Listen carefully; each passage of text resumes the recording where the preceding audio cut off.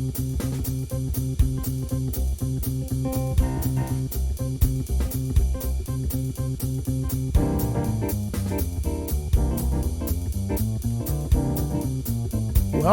to another broadcast of the Debra Rufini Show on the ArtistFirst Radio Network. All past shows are archived. You can find them at ArtistFirst.com. And now, from England, here she is, your host, Debra Rufini. Greetings from England. It's Debra Rufini here with another episode of the Debra Rufini Show. Today it is my great privilege to welcome my guest Renee on the show to discuss the very fascinating topic of gaslighting. Gaslighting is a narcissistic trait which is kind of the attempt to make one question one's sanity by insisting they believe the most surreal lies put to them. Renee, good to be speaking with you. How are you doing? Oh, good, Deborah. Thanks so much for having me today. Oh, thank you for being on. It's, would you say that's a summary of what gaslighting is? To try and make us go insane? Oh, it is, and those who do it very well. Don't they? Has you questioning if you're coming or going, questioning if what reality is and what it's not. That's it, isn't it? Yes, it's it's very surreal. It's very bizarre. It fogs over the truth from a lie. For the most part, I mean, they can get you to believe something that never even happened, just by drilling it into your head enough to where you think that something that is untrue actually happened, but it never did. Yeah, spot on. That is so spot on. Yeah, no, that's very good. So you and I have both been subject to narcissistic abuse, which is, of course, the most horrific thing. For me personally, I think gaslighting is the worst trait of narcissism. I mean, none of it's good, but it's no, none of it's good. Definitely not. How was it for you? Do you feel able to share your story with us? Or story? Maybe you have more than one account. I do. Thank you. Maybe not a couple of years ago I wouldn't, but I'm good with sharing it now. Great. Sorry, you still there, Renee? Sorry. Go ahead. If it helps somebody else to be able to see the light and to be able to wake up and get that light bulb to come on to leave that situation, then so be it. Wonderful. That's what we want. That's what it's all about. And it takes people who have been through it to actually educate others and warn others, and the testimony of don't let this happen to you. Well, it's the only way to have real empathy, or get people to, if you want to say, to have the buy-in to what you have to say. You know, I tell some of my friends, I'm like, I can't really truly empathize with someone who has had cancer because I've never had it. Yeah. And somebody who has cancer knows that I don't. What I say might not hold as much weight as somebody else who's had it before. It's kind of the same thing with being in a narcissistic, sociopathic, psychopath type of relationships, is that the only people who can truly be able to relate are those who've been in it. Yeah, absolutely. Yeah, otherwise it's just a word, isn't it, that means nothing. And I never knew what narcissism... I actually learnt about it when I Googled people who can't apologise. That's how I learned. Yeah. That would be them. Yeah, isn't it? You'll never hear "I'm sorry" come out of their mouth, or "I was wrong." No, it's surreal, isn't it? It's hard to believe because it is. Yeah, your average person it's no big deal. None of us like being wrong, but I think your average person is okay with saying, "Oh, crumbs, looking back, I shouldn't have done that." But a narcissist won't even... to have some bit of remorse they don't have. Yeah, they just don't feel it at all. Well, do they? It's not just that their perfectionism, to where they do no wrong in their own eyes, and they will make sure to portray that to everyone else around them that they are never wrong, they don't make mistakes, and it's always somebody else's fault. Yeah. I'm laughing, but it's not funny. It's it's just, it's crazy. They can't take any responsibility at all, can they? They're just... No, they can't. Like you say, everything is everyone else's fault. So what were your... Yeah, they take no ownership. No, they can't. It's frustrating, it's horrible, they just need a slap. I think they just need a good slap. So, they need something. or worse. Yeah, would you feel free to share with us your experiences, Renee, of particularly gaslighting? What sort of thing? Well, I was married to a narcissistic sociopath for 14 years. Ooh. Yeah, just a couple years.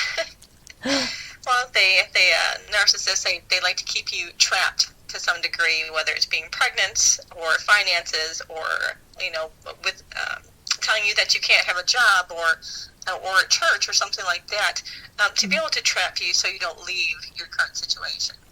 Yeah. Let's see, 14 years of gaslighting. There are a couple things that just really stand out to me anyway. Right. I call it baiting. They like to bait you. Yeah.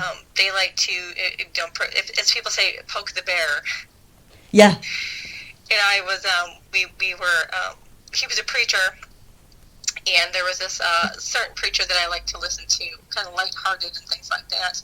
And I'd want to listen to him while making dinner, and he'd demand that I turn him off. Or, not be able to do certain things that would, grant me peace. However, if he kept poking me and I got a little agitated, he would then put on a preacher who was like a fire of brimstone, preaching that you must submit to your husbands or be damned, and go to hell, like screaming at the top of his lungs. Oh, dear. Knowing that would just make me more angry and grate on my nerves, and then keep poking you until you explode. And that was generally always in front of the children. And then turn it around to saying, "Oh, honey, why are you getting so upset? I was just being on the preacher. You know better than that. This is the man of God. You shouldn't be questioning what he has to say." Oh. And then you look like the idiot. You look like that is the opposite way around. And that just continues often to where you lose all credibility with your children, sometimes with your family, in trying to turn things around really quickly under trying to make you look like you're the one who's losing their mind or unstable. Yeah. Oh. It's not very pleasant at all. Or having the children all around the dining room table. We had 6 of them. And he had them take their Bibles out. And he said, "Okay, kids, we have our Bibles out, and we're going to go around the table, and everybody tell us what their problem is with mom, or why they're angry with her." No! And then he would read scriptures about, Judas Iscariot. And I would just sit there in disbelief in my head saying, my husband just called me Judas Iscariot in a roundabout way. Yeah. Oh. And then they go around the table telling them all what things that they hated about me. Oh. And then at the end, he's like, honey, can you tell us what you have to say now? And by that time, I had absolutely nothing to say at all. What am I going to say? He's just trying to bait me to make this a huge catastrophe that doesn't even exist. Oh, crumbs, I'm so sorry. How awful. Yeah, and or I would... they specialize in that. They specialize in trying to make everyone think that you're crazy, and sometimes even questioning whether you are or not. Yeah. They're so influential, aren't they? They can be so influential. Like you've just said, as you perfectly expressed, that is... It's almost like getting a gang as well. He was getting his little gang in your children against you. Right. Oh, disgusting. So whatever, trying to make sure that, he's the head of the household. He's the one who you go to. He's the only one. He would tell the kids, don't listen to your teachers at school. Don't listen to police officers. I'm the only one who can tell you what to do. No, my giddy aunt. dear, oh dear. How did you cope with... sorry, carry on. It's okay. How did I come across him? How did you cope with... yeah, good questions. But how did you cope with... How did I cope with it? Well, sometimes I didn't. I mean, at first, I was able to, withhold my outbursts after being baited for a while. But then it got to a point where it was so saturated, and put it this way, I was a strong veteran female who was a diesel mechanic. Right. And a single mom when I met him. I was a Sunday school teacher. I was very strong, dominant, if you want to say, in personality traits. I was very strong in being able to, have my own job, be elevated quickly in a position at work and things like that. And then after being married to him, throughout the years, I just became a shell of a person. I mean, towards the end, he didn't want to work. He was self-employed, but he didn't want to work in the winters anymore. So after a number of years, he sent me to work. So I had an hour commute to my job, and it was so horrible to the point where I dreaded coming home on Friday night. I hated Fridays, hated them, because it meant I had to spend the whole weekend with him. Oh. And then dreading coming in the door of what I did wrong that day to what I was going to be screamed at for. And I had confided in him one day, and I'm like, I need to go to church or something. I'm like, death consumes my every thought. I can't pray it away. I can't wish it away. I'm like, you don't understand. I'm like, I just want to die. And he told me, he's just like, honey, you just need to get over yourself. Oh. And then he totally cut me off from my family. He cut me off from my church family and everything. The only thing, so for a while there, I became a zombie. Our last argument before leaving, we were at my mom and dad's house. And he told me, he said, it was always honey or dear, honey, go outside for a minute with the children. Yeah. And he was inside talking to my mom and dad, telling my mom and dad that I was unstable, that I really need to get my act together, and that they better do something about it. And my mom and dad, seeing what was going on, disagreed with them, and he almost punched my mother in their house because they disagreed and stood up for me. Oh. And then I didn't know that this had happened, and he yelled for me to come in the house and said that we're all leaving to go to the Y to go swimming. Right. Well, that didn't happen. He let the kids outside and just sat there screaming at me at the top of his lungs in the car. Oh. While the children went to go play, and we did end up going to the Y, but you just become catatonic. You just sit there and there's no emotion. You just stare into space and you just exist. And then I got yelled at for just doing that. Oh, so you couldn't win, really? No, there's no winning at all.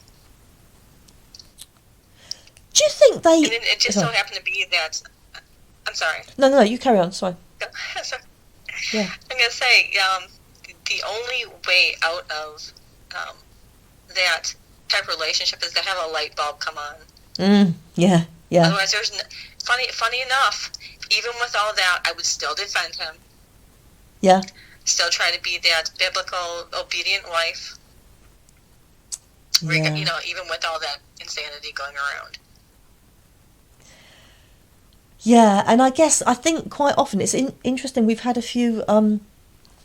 There's been a few shows on sort of spiritual abuse where it's been people in the name of God. Right. Using narcissism. They use it to try to control you. Yeah. And also, in a sense, if you think about it, if someone's saying, God's told me so, God's told me this about you, or God said this, you'd like, what'd you do? It's nuts, but it's very arrogant. Oh, he used scriptures all the time at me. His favorite was that, women should obey their husbands. Oh, that's a classic one, isn't it? And right, it is a classic one, or to be obedient in all things, and regardless of the circumstances, and especially if you have a church body and another pastor who backs him on that. You don't really feel that you have much of a leg to stand on. No, that's right. You can feel very much alone. It sounds like it must have been a very lonely experience for you. Oh, it was a very lonely experience. Yes, it was. When did you have your light bulb moment? What caused that? My light bulb. Okay, so like I said, I was a diesel mechanic in the Army. I was a tomboy. I had all business classes when I was in high school, but I had auto mechanics and welding and woods and things like that. So, I had that tomboyish side to me. Yeah. Well, in being married, he stripped all that away. I couldn't wear pants. I couldn't wear jewelry, no makeup. My hair couldn't get cut. I couldn't color it. I couldn't, do all those things were ripped away from me. For just, I'd say almost all of those years. And I went, when I did work outside the home for a couple of years, I would leave early in the morning to escape, and I would go to the gym at the Y and work out before work. And, it was a bit of a relief and a bit of a coping mechanism as well, to be able to be free of that environment for a while. And anyway, I always feared wearing regular workout clothes to the gym, that he would somehow, some way make his way to the gym, show up and find me, and I would end up paying for it. So one day I like to shoot hoops in the morning. I always like to shoot hoops and then go work out. And I decided one day, I'm like, you know what, I'm going to wear my workout clothes today. And he hated baseball hats, hated them. I was forbidden to wear them. And I bought one, and I put it on my head. Yay. And I went to the gym. Yeah. I shot one basket, and it was like a light bulb went on. Wow. And the voice in my head said, where the hell have I been? Yeah. Good for you. And so that was funny enough, that was my light bulb moment. Was shooting a basket in the gym with my baseball hat and my workout clothes. And then things got worse, unfortunately, from there. Oh, I'm sorry. Things got horrifically worse because then he could feel that I was becoming more of my old self, that I was getting a voice, that I wasn't taking the abuse anymore. And so, things got elevated really quickly, and the day that I didn't go home was not planned. I mean, okay, so I had my gym bag every day. I was terrified to take one extra piece of clothing with me that he would find out. Right. Or things, that I was trying to get things over to my mother's. So anyway, that morning it had snowed. It was in April. Yeah. Of 2014. And I was on. We had that huge fight that Sunday before, and it was 4:00 in the morning. I'd already headed out. He headed out ahead of me. He was going to go a couple hours north to work. He was a contractor, and he phoned me and said, "Honey, you need to go home. Call in sick to work and be home." I'm like, "Why?" Yeah. He's like, "Because the kids need you." Well, I didn't listen, and I continued to go on to work anyway. So I went to work, didn't think about it, going about my day, and I had forgotten to scan something in or to fax it to an employer of his, or a contractor for him to get paid, and I forgot. Right. And he had called work asking if I had sent it, and of course I didn't. And so, it was a horrible thing over the phone, and at that very minute, I was done. I told my manager, I'm like, I need to get my stuff, go get my kids, and leave. Yeah. She's like, do what you need to do. But I decided, in my head, I'm like, you know what? I still have my job. I still need to be responsible. I'm going to finish out the project I was working on to make sure everything's buttoned up for the day, and then I'll go. Well, he called again, and my oldest was home, and I said, why don't you have her fax it from the bank that's just, around the corner from the house. And he said, never mind, I'll do it myself, I'm home. Right. And then the other light bulb went on, is that he was setting a trap for me. Okay. That morning, he wanted me to go home because he was going to go home. We lived in a gutted. He had me in a gutted house for 14 years. Always was going to change it. Always was going to fix it. Never did. And so, that fear there was that he had always threatened to take my keys away and to lock me away. And that day, I just missed his trap, and he was going to make it final that I was going to disappear. Whoa. So then I went to my sister's, and I never went home. I left with my gym bag and the clothes on my back in the van I was driving, and and then I never went back. And funny enough, I had wanted to leave a couple times before that, and he would always, I'd go for a walk, and he'd find me and apologize, and it was like that abusive circle. Yeah. Where they love you, everything's good, and, stuff like that, and then it goes right back into the abuse cycle again. And then when they fear you're going to leave, they love you again, but this time was different. This time he knew I wasn't going to go back, so this time he just had the children threaten me over the phone, scream at me over the phone. And then he totally cut me off. He cut me off from the children completely until other legal proceedings went through. He told people at church and the children that I left because my job was more important. I left because the gym was more important. I left for the bar, which I didn't drink. I left for another man. You name it, and he told people that's why I left him.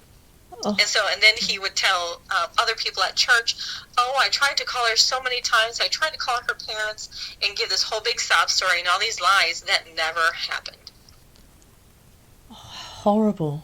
It's just a sick persona that they want everybody to think that they have this perfect life and that they're the big hero. And when somebody bursts that bubble for them and lets other people in, it turns very evil very quickly. Yeah, it's from like a fairy tale to a horror story, isn't it? Right. I joke around with people. I'm like, I don't know if my life is going to be a Lifetime movie or a Stephen King movie yet. Yeah. I'm like, because, he's still out there, so it's, kind of touch and go. And he's also the kind of person who would end me by hiring somebody else. Don't, really? He, I unfortunately found that out as well when we were going through the divorce. I had been homeless for a while on my sister's couch, and then had made enough money to where I was able to get a duplex. I moved in there, and there was an old friend of mine that was homeless, and I let her into my home with her kids while the divorce proceedings were going, and evidently he had gotten in contact with her, and she called the police department lying, saying I yelled at her, and they had me arrested for saying I yelled at her. And yes, I have found out in the state of Wisconsin that they can do that. And anyway, at first she had me arrested for yelling at her, whatever. And then you can't go back to because you get charged with a domestic disorderly for something you didn't do. Yeah. And I go back to my place to move my stuff out, and my mom and dad were with me and a police officer.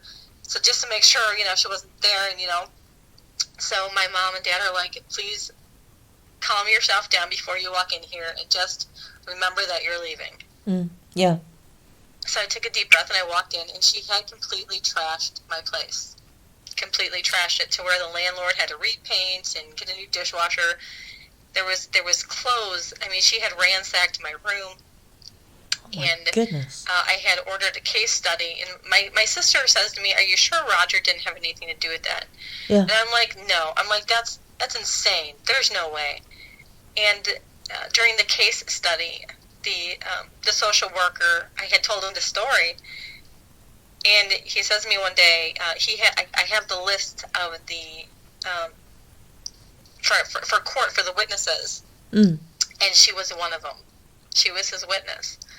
Right. And my mouth just about dropped to the floor. I'm like, he framed me. He seriously framed me. I just couldn't get over the fact that he actually did that. My goodness. And then found out later from another mutual friend that she had been ransacking my room at the top of her lungs and saying, Roger said there's papers from court that he doesn't think that he has, that she does. So she was ransacking my room for court papers. Dear. My goodness. And he got away with it. He got away with that.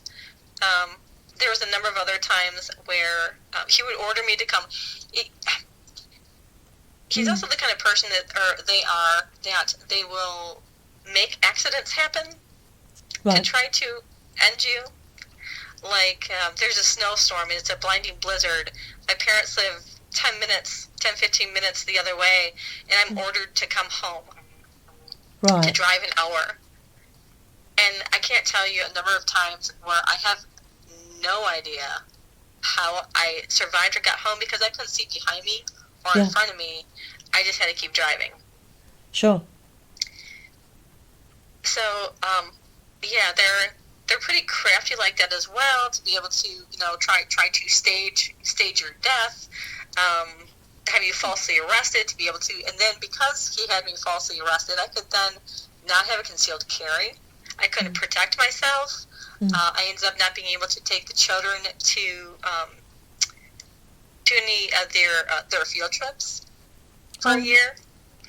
My goodness. So yeah, they can craft some pretty evil things in order to make your life more difficult. How on earth could he reconcile this with being a man of God? I'm just absolutely... I mean, nothing shocks me anymore, but this is just completely insane, isn't it? It is insane. And we were Pentecostal apostolic, and unfortunately there had been a number of other marriages similar to it. And it's not... It's a facade. They use scripture, they use the word of God, they use their position to try to force people to do certain things to gain submission. Yeah. So that's pretty much it. They just want complete and total obedience without question, regardless of if it's the right thing or not. It's just mind-blowing. I wonder, is there a conscience deep down, or is it just so, I don't know, smothered with, I can do no wrong? Are some people born without a conscience? Don't know. I was thinking about that myself. I'm like, as far as leaders go, I'm like, okay, I put a question out there. I'm like, okay, are leaders born? Are they trained? Do they just end up that way? And most people will tell you that they think that leaders are born. Oh, okay. And they just have those kind of qualities. And I think that's the same way with a narcissist. Finding out later, my ex-husband had done some horrible, horrendous things to his sisters while they were growing up. His whole entire family is scared to death of him. No! They will not cross him for anything because they fear what he will do. And what he will do is lie, cheat, steal, make up stories to try to get them in trouble too. His own mother is scared to death of him. I've watched him put her in a corner before, and she will still defend him. Oh. So they are enabled by their parents, they're enabled by siblings who are scared to death of them, because whatever scheme he starts, he tries to make sure that somebody else is a part of it. So if he's going to go down, he's going to take them with him. It's just and it's not just me that he affects. It's a disgusting thing that they do to everyone around them. They all do it to the people they work with. They'll do it to their employers. They'll do it to their family. They'll do it to their friends. They can't be trusted. No. And unfortunately, all of this horror and all these things are completely legal. Completely legal, you say? There's no retribution. Well, it's completely legal. I mean, there's no ramifications for their actions. No. In my head, I'm thinking, okay, we have hate speech, but who is hate speech for? I mean, is it okay to sit there and belittle and destroy another human being with their words and actions, whether it be mentally, sexually, physically? financially. Yeah. It's just sad that most victims don't think that anyone cares. Yeah, that can be the problem. And that's the other thing is that sorry. Yeah, I was just saying that can be the problem. The justice system sometimes works against the victims. Yes. It puts them in even further turmoil, unfortunately. Yeah. Yeah, because there's no law against you can't have a policeman saying, right, we're arresting you on account of being a narcissist. You know. Right? No. You know. In fact, a lot of police don't know what narcissism is. I mean, I've had two ex-partners who have been narcissists, and I reported one of them because there was a sexual assault involved. Sorry, this is a woman, and I said at the time, right. I didn't know what NPD was, and the police were lovely, but the policewoman that took the initial account from me said, "Sorry, what's NPD?" And I had to explain what NPD was. I thought, that's not good. But yeah. Yeah, well, like I said, it goes back to the other thing there. If you don't personally, if you don't personally experience it, you can't even imagine. I mean, you know, on the some of the Facebook group pages that we're on. Yeah. The amount of narcissism, sociopaths, psychopaths that are out there, and the horrendous things that they do, and not only that, you know, they end up causing mental, physical, dental, all kinds of different things that then the victim has to pay for the rest of their lives. Yeah. You know, it just kind of sucks. It's horrible, isn't it? I've always said there should be a narc island that we just send them to. Exactly. Then they can all deal with themselves. Yes. Or we could blow it up. That would be even better. Wouldn't that be? Should we start that, Renee? You're right. Yeah, let's start that. Oh, I'm sorry. Did it think? Oh, I'm sorry. Yeah. I bet you're wearing a baseball cap every single day now, aren't you? Oh, I have 4 of them sitting on my next to my bed. Do you? I think you should. I think. So what's come of him now? Do you know what?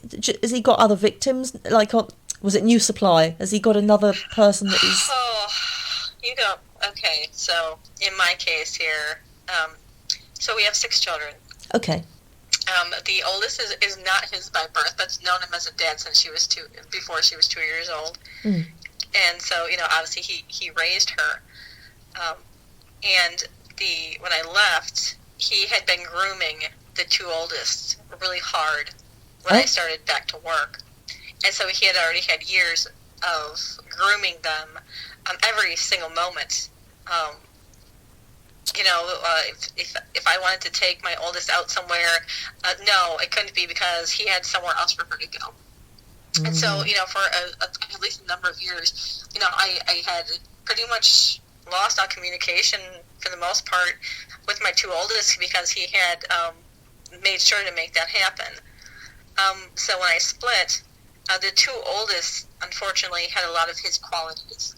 And so when the 4 youngest would come visit me, all 6 kids would visit me, the 4 youngest would be terrified to speak to me.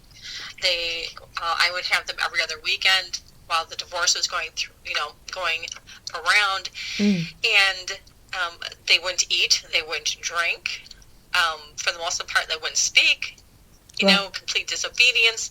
And if one of the younger ones tried to talk to me, you know, especially the 2 middle ones, they would be reprimanded by the 2 oldest sisters to where, you know, one of my children would sit there when I would go upstairs to talk to her, sit there curled up in a ball because she couldn't move, because if she talked to me, she would get in trouble.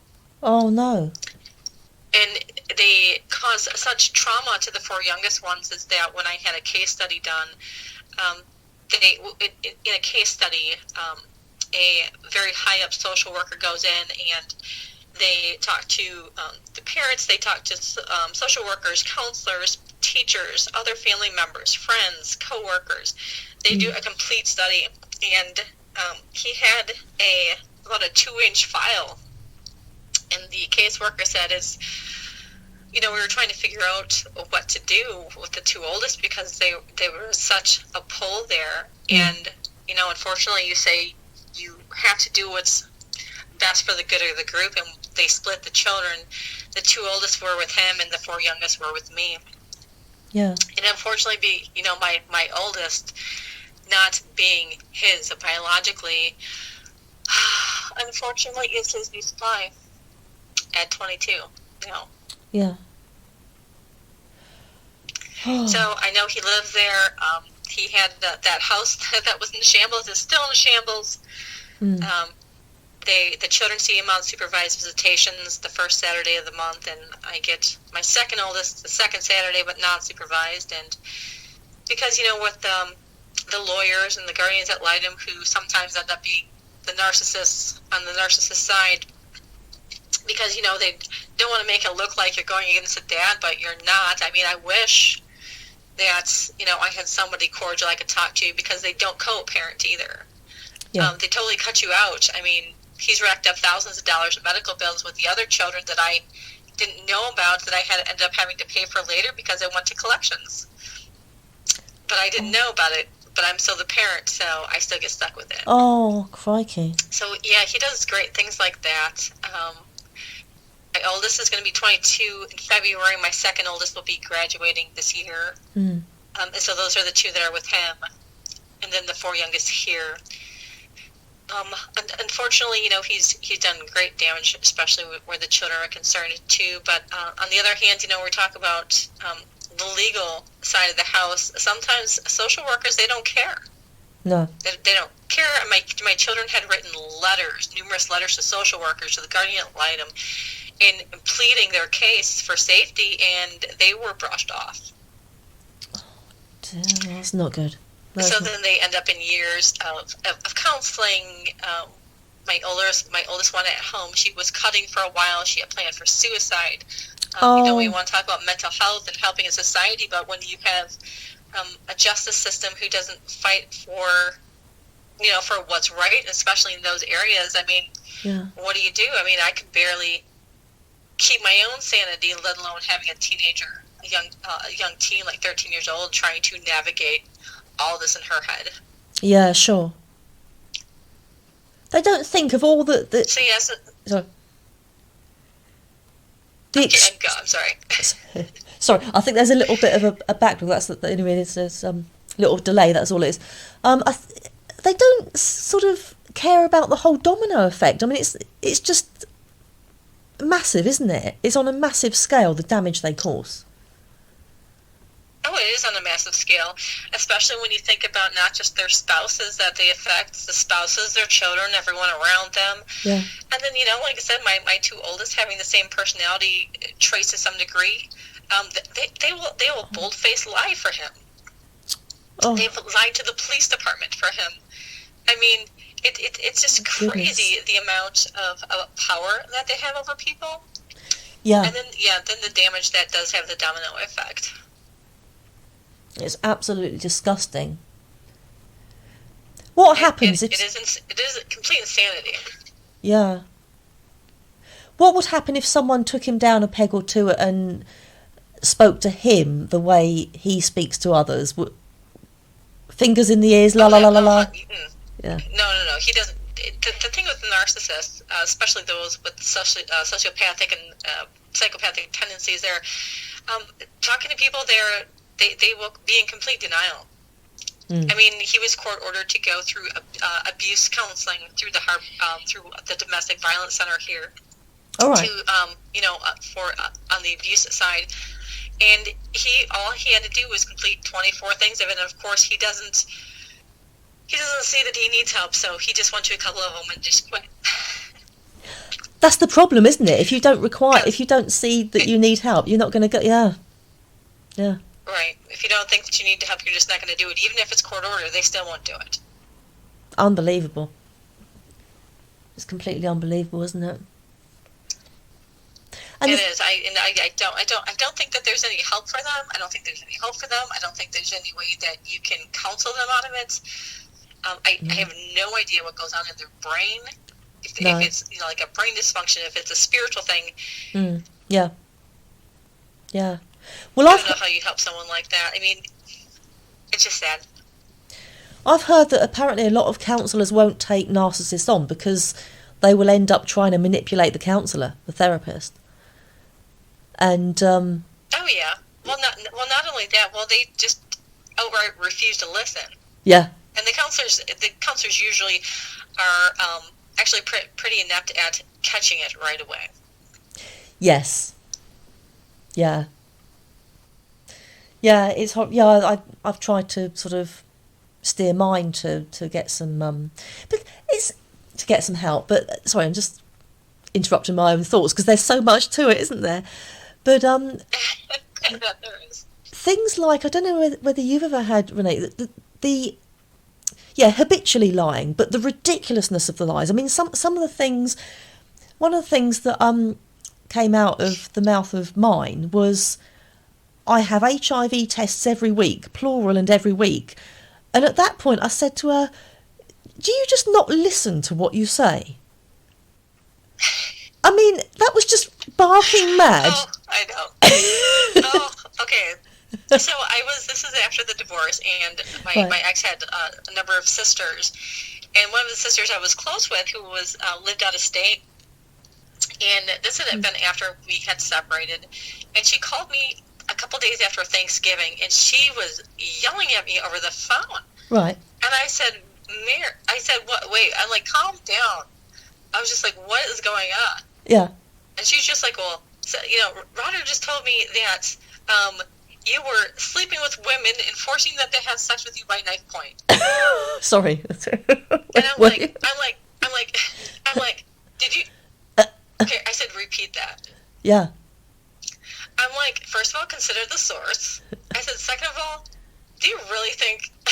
I'm like, come on. I'm like, for the love of God, do you really think that's me right now? Yeah. And she starts laughing, and she's like, no, I'm just like, you just called yelling at me because you really thought that was true. And she's just like, but he was telling everybody at Thanksgiving with his whole family and the children there that this is what happened, and just going on and on and on. And I'm just like, why would you even think to believe such an outlandish tale? Yeah. That is just... And now he tells people, I had another sister stop over who I hadn't talked to in years because they were afraid to come over. She comes over, or she had called, and she says, Roger says that the kids are struggling in school and that they're so, out of sorts without him, and they're all messed up in the head. I'm like, you're free to come over anytime you want. Yeah. I'm like, but my oldest is she's on the national honor roll, and everybody's pretty much got straight A's, maybe a B or two. I said, but everybody's doing really well in school. I said, you're free to talk to their teachers as well. I said, they all love them. Yeah. Yeah. And I'm like, well, the quickest way to dispel a lie is to show the truth. It is, isn't it? But the outlandish, ridiculous lies that they continue to tell, and it's just never ending. It never stops. And they get worse, don't they? They just get more. Quite often they contradict themselves with the lies, and they're lies that you think, are you really hearing yourself? Because they'll tell a completely different... So one of my favorite times, I always think in my head, when in court, keep your calm, give them enough rope, and they hang themselves. Yeah, that's good. It always happens. I mean, with our initial divorce proceedings, there was a bank statement, because we were talking about, taxes and things like that. Yeah. And there was something that was wrong on it that he falsely reported. All right. And he was on the stand. And my attorney asked him something multiple times, and he started crying on the stand. Right, yeah. Just talking about taxes. And my attorney's like, what's the matter? He's just like, well, I can't see. I can't see. Everything's blurry. The stress from her in this divorce, I just can't read. Oh, for crying out loud. And I was just like, thank so utterly ridiculous right now. On a stand, under oath. I mean, you're just... It's perfect, actually. The best way to get through it is actually to laugh at the surrealism. And it's... Yeah, when the lies are laughable. I don't know if you... In the States, I think they made an American... There was a show called The In-Betweeners a long time ago over here. And I think there was... Are you familiar with The In-Betweeners? There's American version, is there? And I don't know if you've got the same characters, but it's 4 schoolboys, isn't it? And there's a guy called Jay who's just full of rubbish. And I think there's one where he... This is part of what got through me through mine, you know. And there's a fashion show being held at the school, and he's pierced his ear to put this big earring in so that... And then he's with his mates, and he says... Oh, hang on a minute, that's a call from Ralph Lauren because they want me to model. And the 3 others are saying, didn't even ring, did it? And they are Jays, aren't they? Yeah, they are. Oh my goodness. Whatever it is, whatever they have in their head, I mean,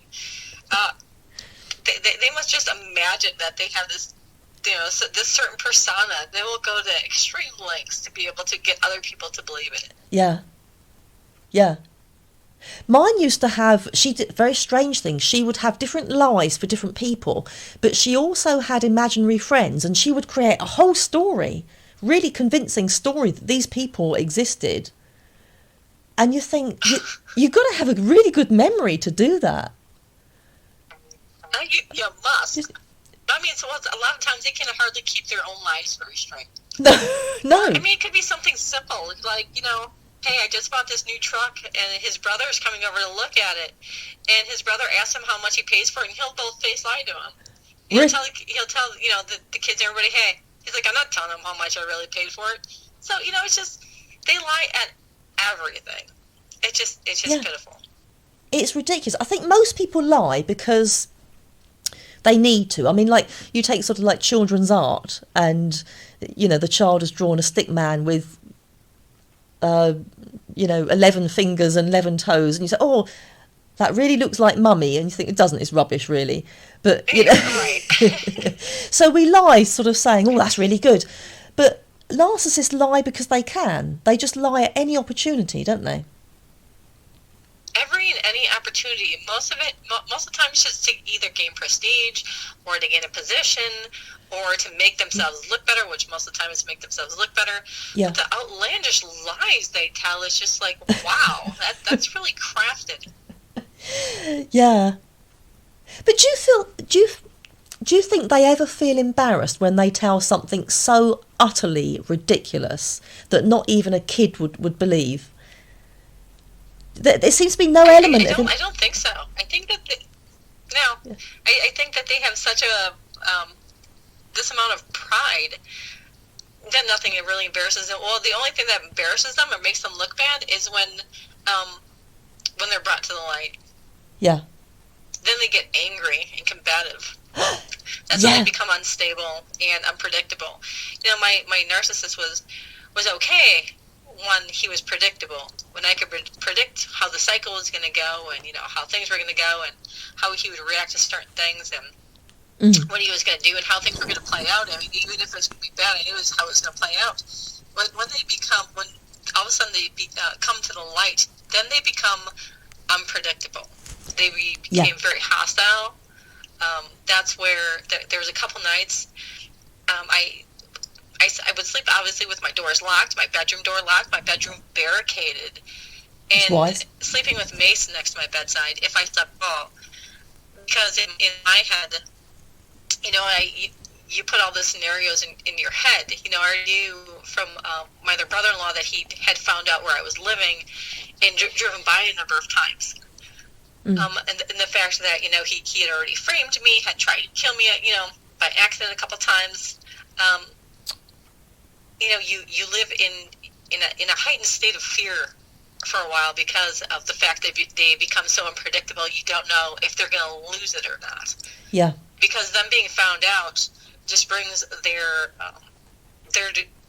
level of insanity to a whole nother level. Yes, that's true. Yeah.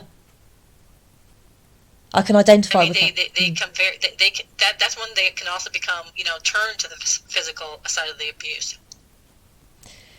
Yeah. If they haven't already.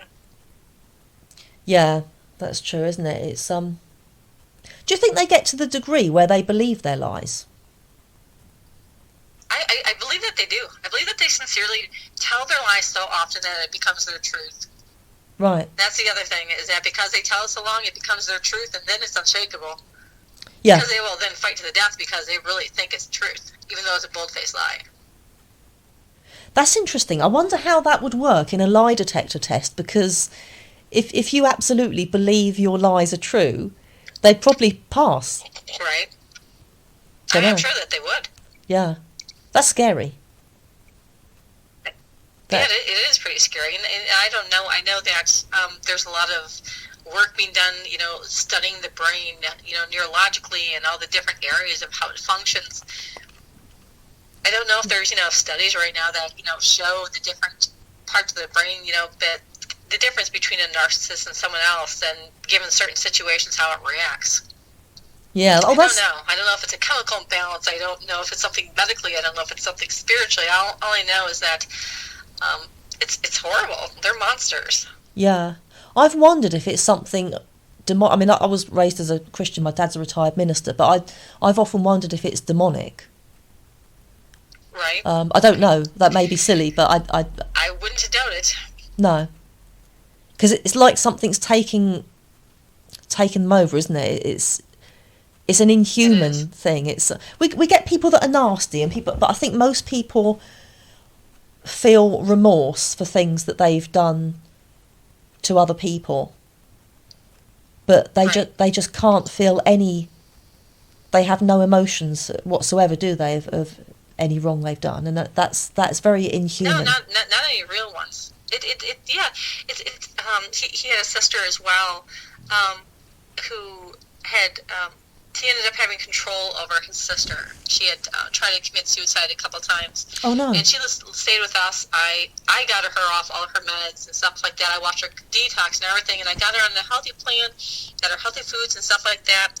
But then he turned it around and got control, had her sign over, power of attorney, and ended up taking her money from her and totally robbing her of a bunch of things.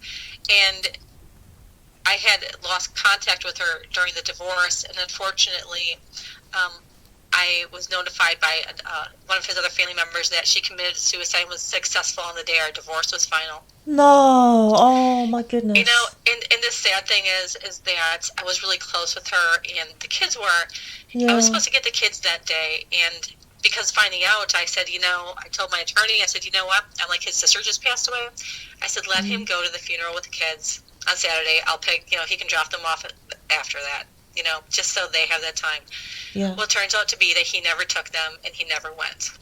Oh, Lord. That's horrible. I'm like, that's just sad. But I'm like, I still to this day, I blame him for the fact that, she finally couldn't take it anymore. But yeah. And see, all those things, that whole mind manipulation, the horrible things that they do, it's all perfectly legal for them to do. That's the worst crime, There's isn't no it? stopping them from doing it. Yeah. Makes it more of a crime. It makes does. Makes it more of a crime. I believe it is a crime to be able to do that to someone. I mean, to try to, totally rob somebody who they are, strip them of every piece of dignity, so that they no longer have, a will to live. Yeah. Oh, Renee, I really wish that there's some sort of... I hope God is just, and I hope he judges in fairness, and I hope he does deal with these people in the end. Whether it's not in this life, in the next, I hope he does. Right. I hope that they do too. I mean, like I said, even my story isn't as harsh and as horrible as a lot of the other ones I've heard as well. I mean, I don't know. It's pretty bad. The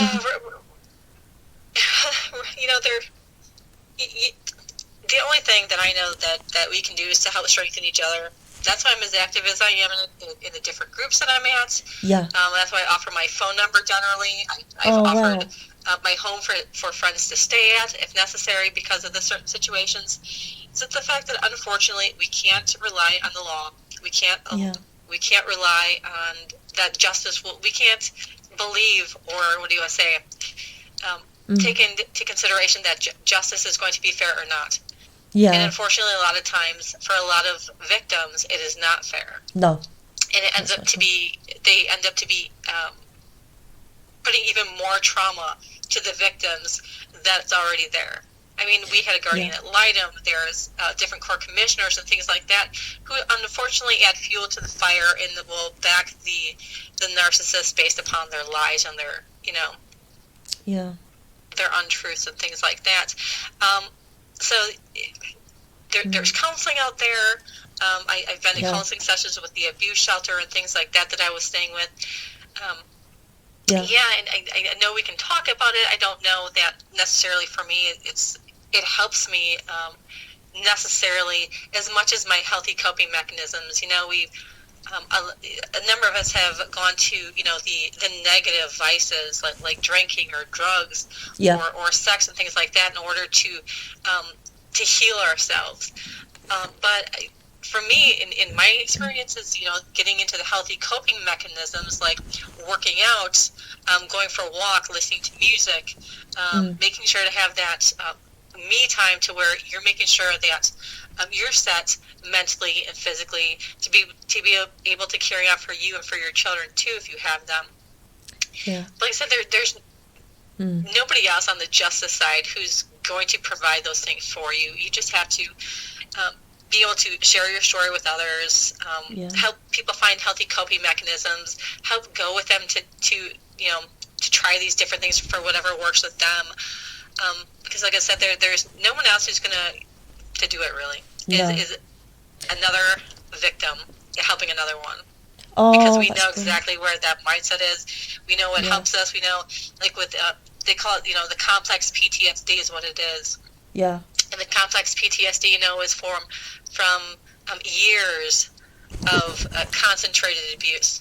And it does change you neurologically too. And unfortunately, there's no medication, there's no quick fix. No. It's just being able to learn these coping mechanisms, manage your triggers, and to be able to carry on and hopefully keep improving as time goes on.